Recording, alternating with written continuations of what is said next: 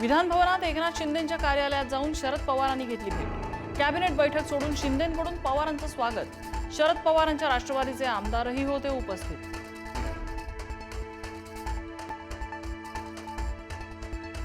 Dance bar सुधारणा विधेयक विधानसभेत मंजूर। डान्स बार परवाना प्रक्रियेत होणार मोठे बदल। परफॉर्मन्स लायसन्सची पळवाट बंद करण्यासाठी सरकारचं मोठं पाऊल। नियमभंग करणाऱ्या बारवर कडक कारवाईचा इशारा। डोंबिवलीत महिला डॉक्टर्सना मारहाण केल्याप्रकरणी शिंदे सेनेचे नगरसेवक रमेश म्हात्रे यांना अटक। मारहाण करणाऱ्या 3 आरोपींना सुद्धा बेड्या।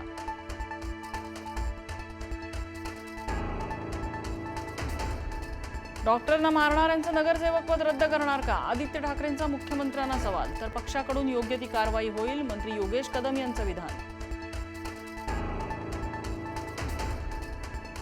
ज्यांना कुत्र विचारत नाही ते शिव्या देत आहेत। मिसिंग लिंकवरून टीका करणाऱ्या विरोधकांना मुख्यमंत्र्यांचं प्रत्युत्तर।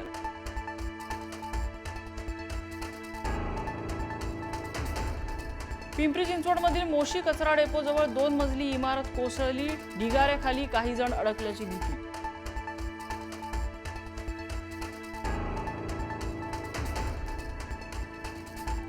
साताऱ्यात अतिवृष्टीचा इशारा।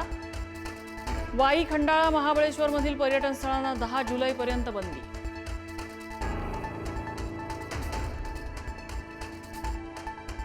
महाराष्ट्र कर्नाटक सीमा प्रश्नाबाबत लवकरच केंद्रीय गृहमंत्री अमित शहांसोबत होणार बैठक। महाराष्ट्र सरकार सीमावासियांच्या पाठीशी, जशास तसं उत्तर देण्याचा ठराव बैठकीत एकमताने झाल्याची माहिती।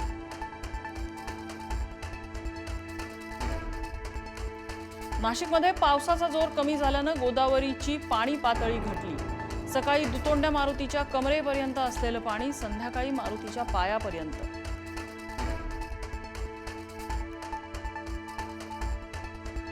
पालघरमध्ये 8 ते 10 दिवसांपासून मुसळधार पाऊस। पालघरमधल्या धरणातल्या पाणी साठ्यात मोठी वाढ। मुसळधार पावसाचा पालघरच्या ग्रामीण भागाला फटका। गावपाड्यांना जोडणारे अनेक रस्ते पाण्याखाली।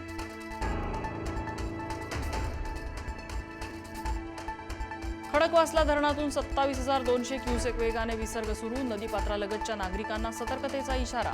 घाट माथ्यावर मुसळधार पाऊस सुरू। खडकवासला धरणात पाण्याची आवक वाढल्याने विसर्ग।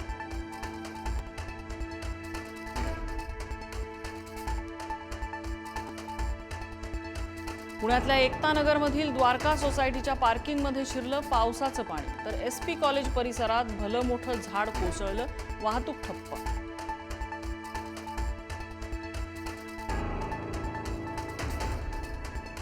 रायगडच्या रोह्यात कुंडलिका नदी पुन्हा धोक्याच्या पातळीवरून। दोन्ही बाजूची वाहतूक सध्या तरी बंद। सुट्टीची माहिती नसल्यानं विद्यार्थी आणि कामगारांचे हाल।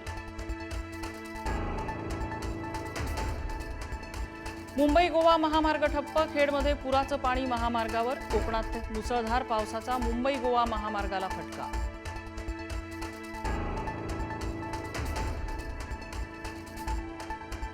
काल पवईत तर आज रायगडच्या महाडमध्ये मगर आणि अजगर पुराच्या पाण्यातून आल्यानं वस्तीतील नागरिक भयभीत।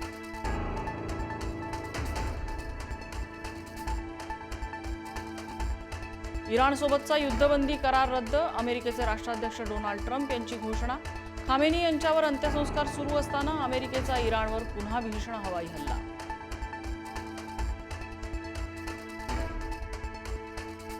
राष्ट्राध्यक्ष डोनाल्ड ट्रम्प यांच्या लहरीमुळे अमेरिका इराण युद्धाचे जागतिक पडसाद।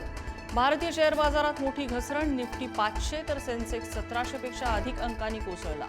गुंतवणूकदारांचे हजारो कोटी बुडाले।